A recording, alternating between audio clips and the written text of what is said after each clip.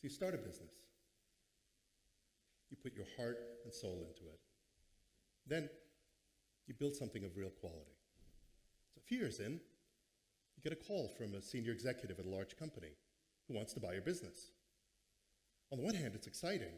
On the other hand, you realize that your life savings are at stake. So your investors, they want to help, but in an emerging hub like Berlin, they often don't have that much experience. In that moment, you realize that anybody can start a business. Many people can build one, but actually very few people know how to sell or exit their business well. I've been helping entrepreneurs do these exits for 25 years, so I'm here to tell you a little bit about how to do it really well.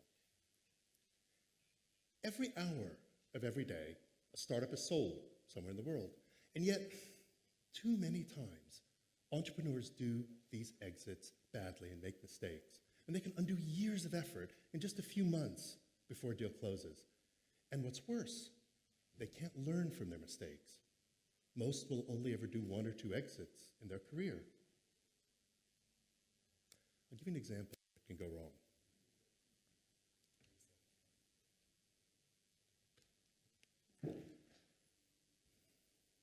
Let's call him.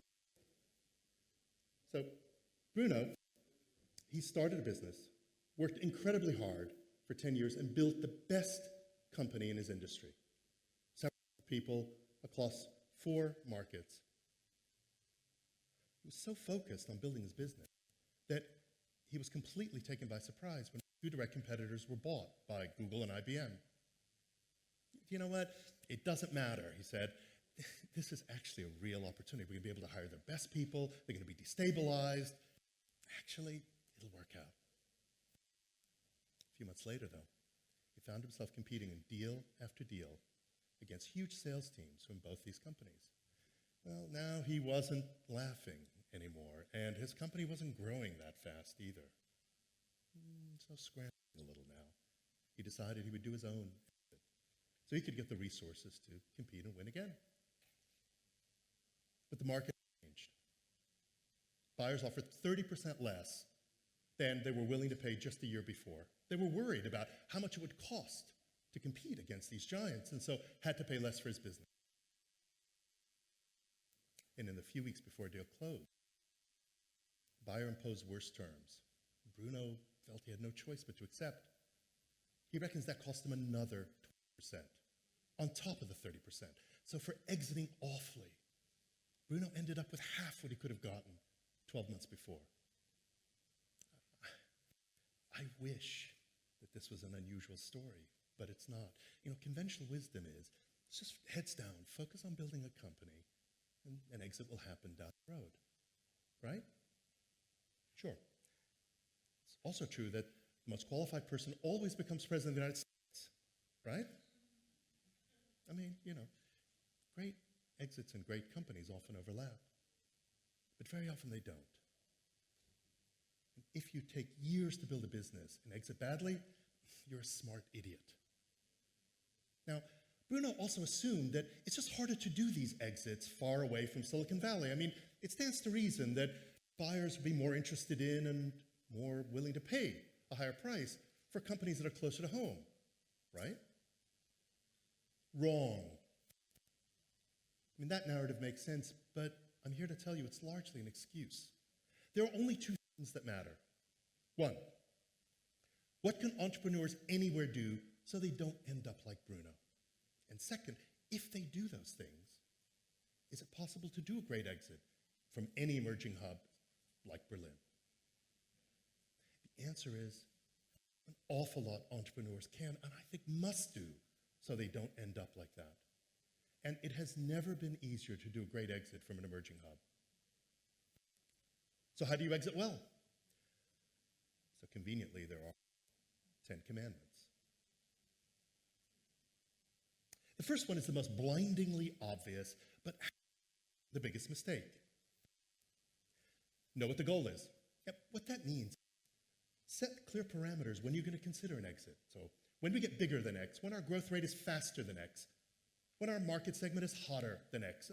You're not going to be right all the time, but at least you'll be looking at the road ahead while you're driving. Second,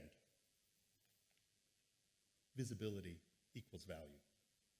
The further away you are from buyers, the more you have to oversteer to get their attention. So that means going to see them more often than perhaps you think you should. It also demands spending more on corporate marketing. And yet, incredibly, international CEOs, they often spend 2/3 less than their US peers, when exactly should be the reverse. Now, how you spend that money is important, but spending more badly is better than spending less. Third, you as the leader of the company have to be a thought leader. That means writing about things that affect your industry, not your product or your company. By the way, that's something that Bruno didn't even think to do. He was so heads down building his own business. Buyers, they buy expertise. Expertise very quickly gets you on their radar screens as authoritative. For example, CEO of a banking software company writes about the challenge banks have becoming truly digital. So she and her company quickly get on buyers' radar screens as being authorities. And authority equals value. Machiavellian? Well, so what? Oversteer. Create the perception of authority. Fourth, Bruno absolutely should have done conscious business with the best buyers. He just didn't even think to do it. US companies that have maybe only 50 people already often have a vice president of business development whose job it is to do commercial deals and build relationships with large companies. Incredibly, international companies 5 times that size often don't have someone in that role. The exact reverse should be the case. It's essential to have somebody whose job it is to build those relationships, not just for revenue this year or next year, but to set the stage for an exit down the road. Think of it as an investment, not as an expense. 5, study the most likely buyers. Understand their problems or issues and be able to explain how you and your company can address them. So sometimes buyers will buy companies for long-term trends, next 10 or 20 years, but the vast majority of deals are to solve a problem or address an issue. When Apple had to catch up in artificial intelligence, they bought Siri and a few other companies. When Amazon needed to stream content, they bought LoveFilm, and that turned into Amazon Prime Video. Maybe the best example that I can share with you is a tiny company that was actually based near a wheat field in southern Sweden called C3. They did aerial mapping in 3D. So their engineers spent months explaining to Apple's engineers how complicated it was to be able to calibrate these cameras hanging down from the bottom of airplanes as they flew very slowly over cities, mapping every single building in 3D. But how essential it was if you want to map the world in 3D. Now, a few months later, Apple reportedly paid a few $100 million to buy this business that had barely any revenue and only 20 people. It's essential to be able to understand buyers' problems and be able to articulate exactly how you and your company can solve them. And very often that sets the stage for a great exit. 6, stress the positives that you take for granted. So many people don't stress the most obvious assets precisely because they're so obvious. But they're not necessarily obvious to your best buyers. So these include things like if you've got great relationships with local customers you can sell more to, or a great development team that's very stable that an international company would kill to have, or an international product, for example, that a US company would find hard to build. If you take your assets for granted, you'll never get paid for them. Now, if you do the first 6 things really well, now comes 7. Interest from 1 buyer, from 2, that's incredibly valuable. I mean, competition is what gets great exits done. But because it takes time to build from a buyer until they pop the question, well, then you've waited too long. Months before you think they're going to get to that point, intensify your efforts with the next best 2 or 3 buyers. Bring them along at the same time. And if if you're able to create real interest from two direct competitors, well then you're well on your way to a headline-making exit.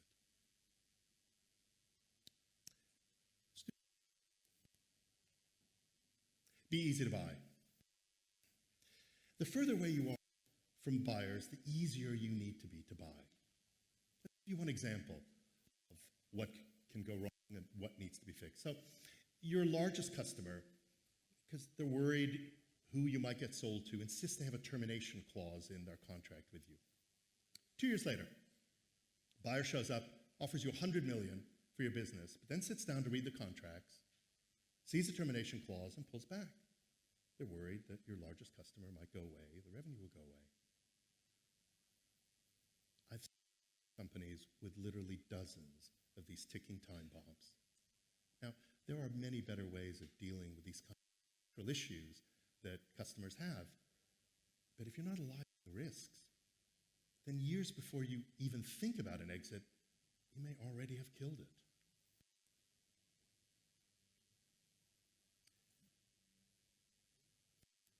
You're going to like the last two.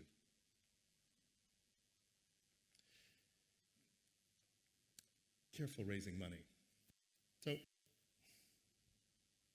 here's a guy standing on a stage in Berlin telling you to raise less money when everybody around you is celebrating companies raising larger rounds. The reality is, the more money you raise, the more expensive your company becomes, and the harder it is for buyers to buy you. You ever wonder why they're very buying these unicorn companies, private companies worth over $1 billion? The reason is they have raised a lot of money, become just too expensive. Now, there are a lot of cases where raising the most amount of money, scaling as fast as you can, is the best or only way to be able to win in a market.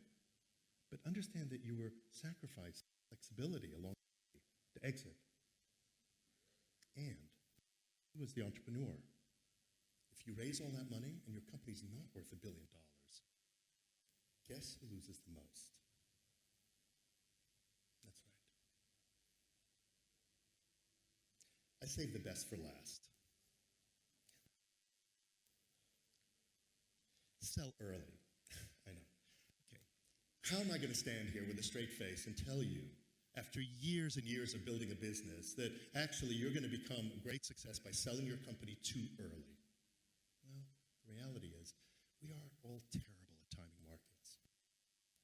For every company that got their market timing perfect, we all know dozens of companies that didn't, waited too long, their value dropped, sentiment changed, market dynamics changed. Exiting well, it often means exiting uncomfortably early. So, if you do all of this, is it possible to do a great exit from an emerging hub like Berlin? The answer is, it has never been easier. So over the last 10 years, money for startups in the US has grown 4 times. Money for startups outside the US, 44 times. It has never been easier for a kid in Istanbul or Berlin to have an idea, raise money, be able to build a business, and challenge giants. Now, Germany and Berlin have some other specific advantages. So Germany this year, for the first time, has more tech developers than anywhere else in Europe. And it produces more engineering graduates every year than anywhere else in Europe. And where there's a stock of tech talent, money, investment money comes, and then exits aren't far behind. And Berlin has other advantages that actually helped power Silicon Valley 50 years ago. Low cost of living, especially relative to London and Paris. So a kid can move to Berlin and start their career and build up their profile and then start a business. And being in the center of Europe, it's a short hop to sun, beach, and mountains. But I want to make a point that I could cut and paste Nairobi or Mumbai for Berlin and make the same point. Just to prove it, let's take the last frontier, Africa. Now, today, there are more off-grid solar, mobile payments, e-commerce companies selling shares for higher prices in both East and West Africa than ever before. Just a few weeks ago, we just did the largest ever African fintech fundraise. The company that already reaches 40 million people across 11 countries. Over the next 10 or 20 years, you can already see headline exits are going to multiply in Nigeria and in East Africa. It becomes truly possible to envision a headline exit happening anywhere on Earth. Bottom line, the way we all think about startups is just wrong. I mean, yes, heads down, build a business, wait for the exit to happen. It can work, but you're also playing roulette with your success. The good news is, you follow a few simple rules. Work incredibly hard for years, and you set the stage to become an overnight success. Anywhere you are on this earth is a good place to start.